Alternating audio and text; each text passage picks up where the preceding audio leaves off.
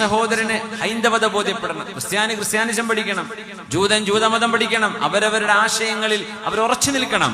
അതുകൊണ്ട് മുസ്ലിമീങ്ങളുടെ വിശ്വാസത്തിന് ഘടകവിരുദ്ധമായ ഷിർക്കിന്റെ ഇബാദത്തുകളിലേക്ക് 80% വരുന്ന ഓഡിയൻസിൽ 80% മുസ്ലിം നാമധാരികളായ ആളുകളാണ് എന്ന് പറഞ്ഞു കേൾക്കുന്നത് എത്ര ദുഃഖകരമാണ്. ഇത്രയും വലിയ ഇൽമും ദീനും മദ്രസയും വാദും നടക്കുന്ന നമ്മുടെ നാട്ടിലെ മലയാളികളായ പെണ്ണുങ്ങൾ പർദ്ദയും ധരിച്ചിട്ട് സിഹിർ പോക്കാനെന്നും പറഞ്ഞിട്ട് മറ്റു ആരാധനാലയങ്ങളിലേക്ക് കയറി ചെന്ന് ചുറ്റുകയും കറങ്ങുകയും തവാഫ് ചെയ്യുകയും സുജൂദ് ചെയ്യുകയും നേർച്ചയാക്കുകയും ചെയ്തിട്ട് കടന്നു വരുന്ന വരവ് ഇസ്ലാമെന്ന് പുറത്തു പോയിട്ടാണ് വരുന്നത് എന്ന് തിരിച്ചറിഞ്ഞു. ഇതുവരെ അറിയാതെ ചെയ്തതാണെങ്കിൽ അള്ളാഹു പുറത്തു തരട്ടെ. ഖുർആന് കൊണ്ട് തീർക്കാൻ പറ്റാത്ത ഒരു പിശാചും ലോകത്തില്ല. ഖുർആൻ ഓതിയിട്ട് ഓടിക്കാൻ പറ്റാത്ത ഒരു പിശാചും അള്ളാന്റെ ഭൂമിയിലില്ല. ബാങ്ക് കേട്ടാൽ ഓടുന്ന ആളാ ശൈത്താൻ. പക്ഷേ അത് ഓതേണ്ട ആളുകളുടെ നാവിലൂടെ ഓതണമെന്ന് മാത്രം. ഏതെങ്കിലും ബോർഡും വെച്ചിട്ടേ ഇതൊക്കെ നമുക്ക് ചെയ്തു തരാൻ പറ്റും എന്ന് പറയുന്ന ആളുകൾ, അവർ ഈമാനുണ്ടോ, അവർക്ക് ഇൽമുണ്ടോ? ഇതൊരു ഇൽമിന്റെ വിഷയമാണ്. ഇൽമില്ലാതെ കണ്ട പുസ്തകം വായിച്ചിട്ടെങ്ങാനും അസ്മാവും ദുൽസമാത്തും പറഞ്ഞിരുന്നാൽ അവർ ചെയ്യുന്ന പണി സിഹറിന്റെ പണിയാണെന്ന് പോലും അവർക്കറിയില്ല. സിഹറിന്റെ പണിയായിരിക്കും ഈ കള്ളിക്കൂട എഴുതുന്നത്. അതിൽ പറ്റുന്നതും പറ്റാത്തതുമുണ്ട്. അറിയണമെങ്കിൽ ഇൽമ് വേണം, അറിവ് വേണം. ശരീഅത്തിന്റെ ഇൽമ് പഠിക്കാത്ത ആളുകൾ ഇതിൽ ഇരിക്കാൻ തുനിഞ്ഞാൽ ആളുകളുടെ ഈമാനല്ലേ നഷ്ടമായി പോകുന്നത്. ഇന്ന ശിർക ലദുൽമുൻ അദീം, ഏറ്റവും വലിയ ദുൽമാണ് ഇതുപോലെയുള്ള ശിർക്കുകൾ എന്ന് പരിശുദ്ധമായ ഖുർആൻ. നമ്മൾ ഖുർആന്റെ ആളുകളാവണ്ടേ? നമ്മൾ അള്ളാന്റെ ആളുകളിൽ റജബ മാസമല്ലേ ഇത്? ശഅബാനും റമദാനും ആർക്കുള്ളതാ? അള്ളാന്റെ ഇബാദത്തിന് വേണ്ടി റബ്ബ് മാറ്റിവെച്ച സമയല്ലേ? അള്ളാഹുലേക്ക് നമുക്ക് മടങ്ങണ്ടേ? നമ്മുടെ ഈമാൻ കാത്തു സൂക്ഷിക്കണ്ടേ? നമുക്കിവിടെ തൊട്ടടുത്തുള്ള മഹാനായ കുമ്പോൽ സാദാത്യങ്ങൾ ഇവിടെ ഉണ്ട്.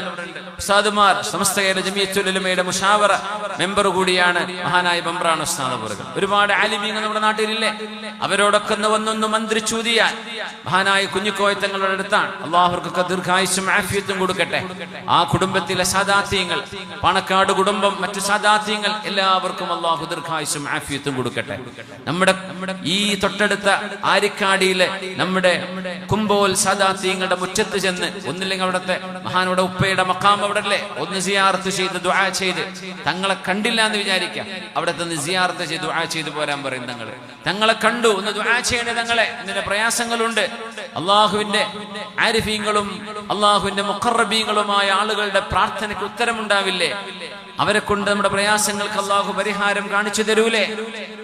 അതിന് പകരം പച്ചയായ ശിർക്ക് ചെയ്യാൻ ഇറങ്ങി പുറപ്പെടുക. ആരെന്ത് പറഞ്ഞാലും ഓക്കെ, ഇന്ന സ്ഥലത്തേക്ക് പോയിക്കോ എന്ന് പറഞ്ഞ പോവാ. ഈ പറഞ്ഞയക്കുന്നതോ യാ അല്ലാഹ്, എത്ര ഗുരുതരമായ തെറ്റ്. അല്ലാഹു ചാല ബോധം നൽകട്ടെ. ഇന്ന ശിർക ലദുൽമുൻ അദീം. അല്ലാഹുവിന്റെ മുമ്പിലേക്ക് വരുമ്പോൾ ഖനീഭവിച്ച ഇരുട്ടുകളാണ് ദുൽമ് എന്ന് പറയുമ്പോ, ദുൽമുകളിൽ ഏറ്റവും വലിയ ദുൽമ് അല്ലാഹുവിന്റെ അധികാരത്തിൽ വിശ്വസിക്കാതിരിക്കുന്നത്, അല്ലാഹുവിന്റെ കഴിവിനെ വിശ്വസിക്കാതിരിക്കുന്നത്. ഉമർ ബിൻ ഖത്താബ് റളിയല്ലാഹു അൻഹുവിന്റെ കാലത്ത് ബെഡിൽ കിടന്നുപോയ പിശാചുബാധയേറ്റ ഒരു മനുഷ്യനെ ഫാറൂഖ് റളിയല്ലാഹു അൻഹു ഒരു ഫാത്തിഹ ഓതിയിട്ട് മന്ത്രിച്ചൂതി കൊടുത്തപ്പോ ആ മനുഷ്യൻ എഴുന്നേറ്റ് ഇരുന്നിട്ടുണ്ട്, നടന്നിട്ടുണ്ട്, മദീന പള്ളിയിലേക്ക് നടന്നു പോയിട്ടുണ്ട്. ഉമർ റളിയല്ലാഹു അൻഹുവിന്റെ വഫാത്തിന് ശേഷം വേറെ ആളുകളൊക്കെ വന്നിട്ട് ആ മനുഷ്യൻ വീണ്ടും രോഗിയായി. ഫാറൂഖ് തങ്ങളുടെ വഫാത്തിന് ശേഷം അന്നേരം അവിടുത്തെ ആളുകൾ വന്ന് മന്ത്രിച്ചൂതി കൊടുത്തിട്ട് അവർക്ക് എഴുന്നേൽക്കാൻ പറ്റിയില്ല. അപ്പൊ പറഞ്ഞു, തിൽക്കൽ ഫാത്തിഹ, ഉമർ എന്നവർ ഓതിയിരുന്ന ആ ഒരു ഫാത്തിഹയുടെ മഹത്വമേ. അന്നത്തെ കാലത്തുള്ള ആളുകൾ നമ്മളെക്കാളും എത്രയോ വലിയവർ തന്നെയാണ്. പക്ഷേ ഉമർ റളിയല്ലാഹു അൻഹു അവരിൽപ്പെട്ട VIP ആണെന്ന് മനസ്സിലാക്കി കൊടുക്കാനാണ് അള്ളാഹു ഇങ്ങനൊരു പണി ചെയ്യിച്ചത്. എന്തുകൊണ്ട്? സജ്ജനങ്ങളായ മനുഷ്യരുടെ നാവിൽ നിന്നും വരുന്ന ഫാത്തിഹയ്ക്ക് ഫലമുണ്ട്, അവരോതുന്ന ദുആഇന് പ്രതിഫലമുണ്ട്, അവരോതുന്ന അദ്കാറുകൾക്ക് അഫറുണ്ടായിരിക്കും. അതുകൊണ്ട് പൈശാചിക ബാധയോ സിഹർ ബാധയോ കണ്ണേറോ എന്തോ ആകട്ടെ, ശരീഅത്തിന്റെ അള്ളാഹു അംഗീകരിച്ച വിശുദ്ധ ഖുർആനും ഹദീസുകളുടെയും ഔറാദുകളുടെയും ദിക്റുകളുടെയും ഫലത്താൽ ഉപകാരപ്പെടാതെ പോകുന്ന ഒരു ബുദ്ധിമുട്ടും ഈ ലോകത്തില്ല. എല്ലാറ്റിനും പരിഹാരം അല്ലാഹുവിന്റെ കലാമിലുണ്ട്. അതറിയുന്ന ആളുകളെ തേടി പിടിക്കണമെന്ന് മാത്രം. വനുനസ്സിലു മിനൽ ഖുർആനി മാ ഹുവ ശിഫാഉൻ വറഹ്മത്തുൽ ലിൽ മുഅ്മിനീൻ വലാ യസീദുൽ ളാലിമീന ഇല്ലാ ഖസാറാ.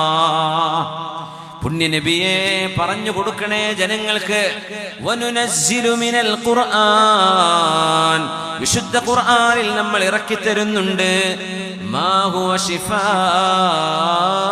വറഹ്മ, മുഅ്മിനീങ്ങൾക്ക് ശിഫയും അവർക്ക് റഹ്മത്തും ഈ ഖുർആനിലുണ്ട്. അല്ലാഹുവിന്റെ കലാമല്ലേ പറയുന്നത്. ജനങ്ങളുടെ രോഗത്തിന് ശിഫയുണ്ട് ഇതില്. ശരീരത്തിന് ശിഫയുണ്ട്, മനസ്സിന് ശിഫയുണ്ട്, ഖൽബിന് ശിഫയുണ്ട്. വറഹ്മത്തുൻ, അല്ലാഹുവിന്റെ കാരുണ്യമുണ്ട് ഇവിടെ വിശുദ്ധ ഖുർആനിൽ.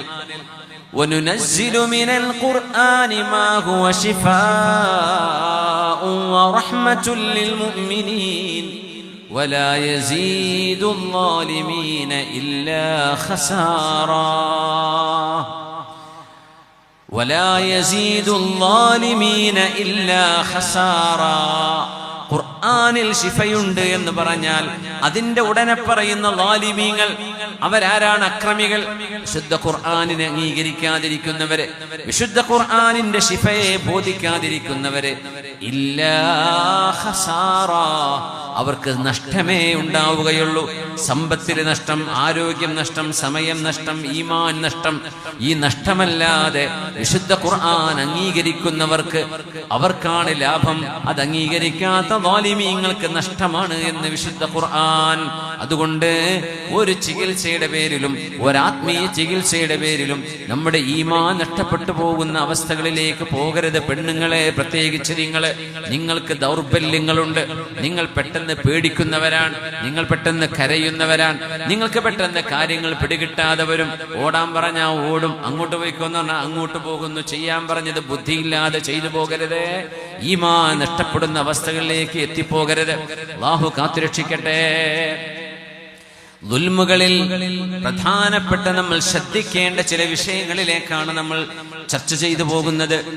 വമൻ അദ്ലമു മിമ്മൻ മനഅ മസാജിദല്ലാഹി അൻ യുദ്കറ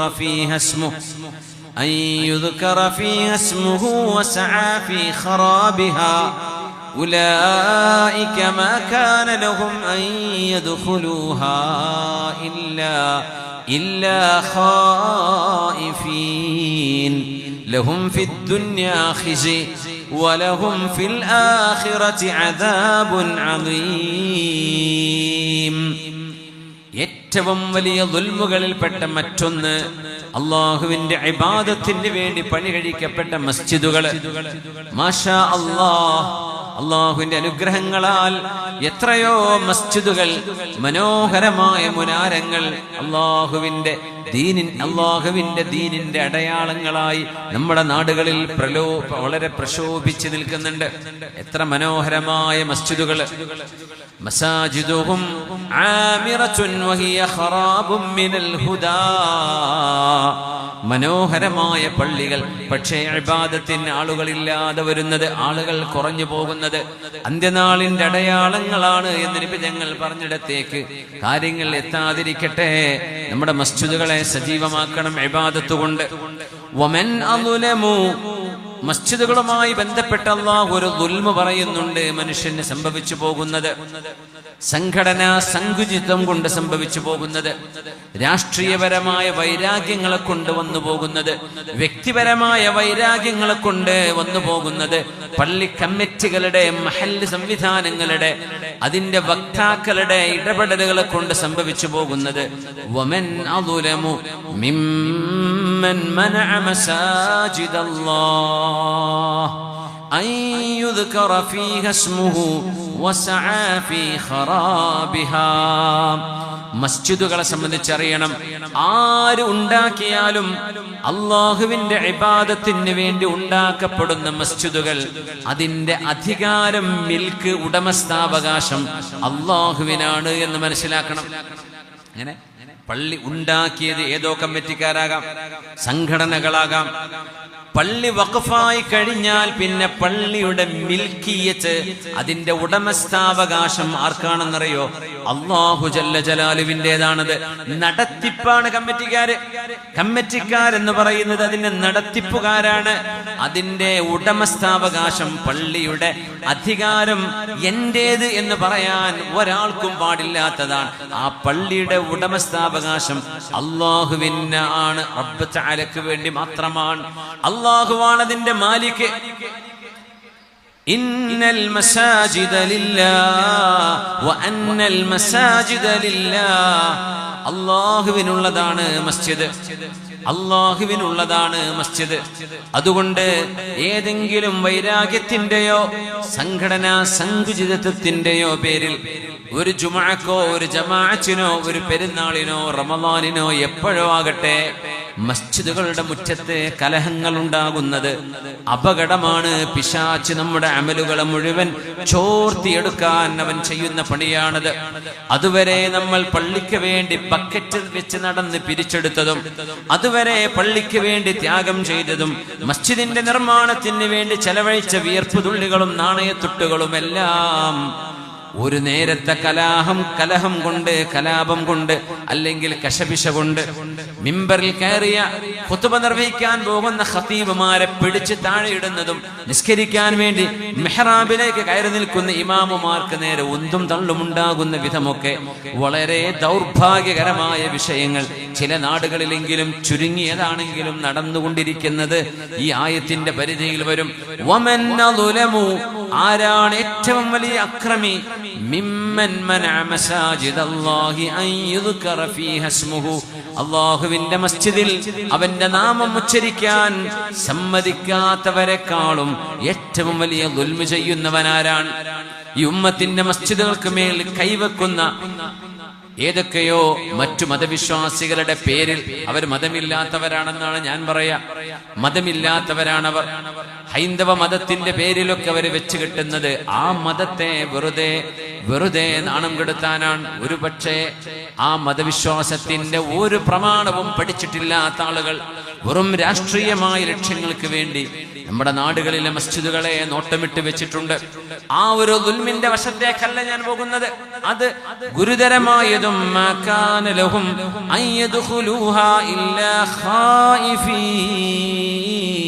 അള്ളാഹുവിന്റെ പള്ളികളിലേക്ക് കാലെടുത്ത് വെക്കുമ്പോ പേടിച്ചുകൊണ്ടേ അവർക്ക് കാലെടുത്ത് വെക്കാൻ പാടുള്ളൂ. ലഹും ഫിദ്ദുന്യാ ഖിസ്യുൻ, ഈ ലോകത്ത് നിന്ദ്യതയും നിസ്സാരതയും അവരനുഭവിക്കേണ്ടി വരും. വലഹും ഫിൽ ആഖിറതി അദാബുൻ അദീം. പരിശുദ്ധമായ ബാബരി മസ്ജിദ് അടക്കമുള്ള ഏതെല്ലാം മസ്ജിദുകളെ ചൊല്ലിയുള്ള പ്രശ്നങ്ങൾ ഉണ്ടായിട്ടുണ്ടോ ആ വിഷയത്തിൽ കിടക്കുന്ന ആളുകൾ ഈ ഉമ്മത്തിന്റെ ഭാഗമല്ലാത്തതുകൊണ്ട് ഞാൻ ആ വിഷയം വഴിമാറുകയാണ്.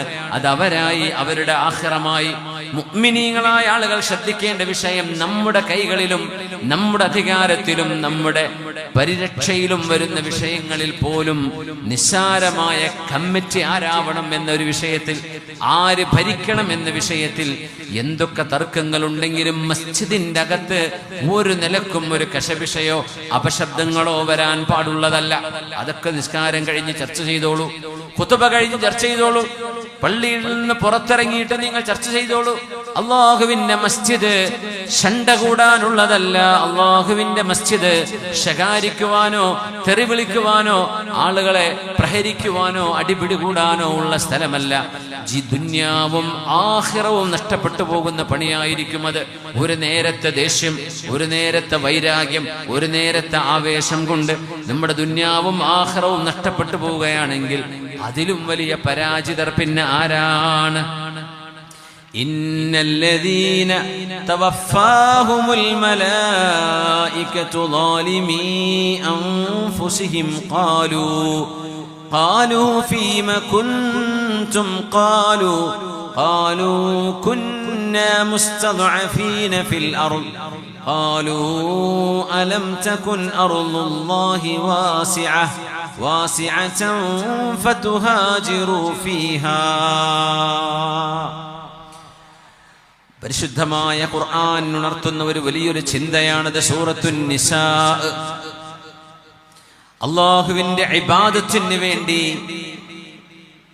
അല്ലാഹുവിനെ അനുസരിക്കാനും അല്ലാഹുവിനെ ബോധിക്കാനും വേണ്ടി നിയുക്തരായ ആളുകളാണ് നമ്മൾ. ജീവിതത്തിന്റെ ലക്ഷ്യം അല്ലാഹുവിനെ ഇബാദത്ത് ചെയ്യലാണ്. ജീവിതത്തിന്റെ ലക്ഷ്യം നാളെ അല്ലാഹുവിനെ കണ്ടെത്താനുള്ള യാത്രക്ക് പാഥേയം ഒരുക്കലാണ്. ജീവിതത്തിന്റെ ലക്ഷ്യം നാളെ റബ്ബിനെ ഒന്ന് നേരിട്ട് കാണണം എന്ന മോഹമാണ്. ജീവിതത്തിന്റെ ലക്ഷ്യം ഹബീബായ നബി തങ്ങളുടെ ഒരു കൈപിടിക്കണം, അവിടുത്തെ ശഫാഅത്ത് ലഭിക്കണം, അവിടുത്തെ സുംറത്തിൽ സ്വർഗത്തിന്റെ വാതിൽ തുറക്കുമ്പോൾ കൂടെ നിൽക്കണം. അല്ലാഹുവേ എല്ലാം സാധിപ്പിച്ചു തരണേ തമ്പുരാനേ.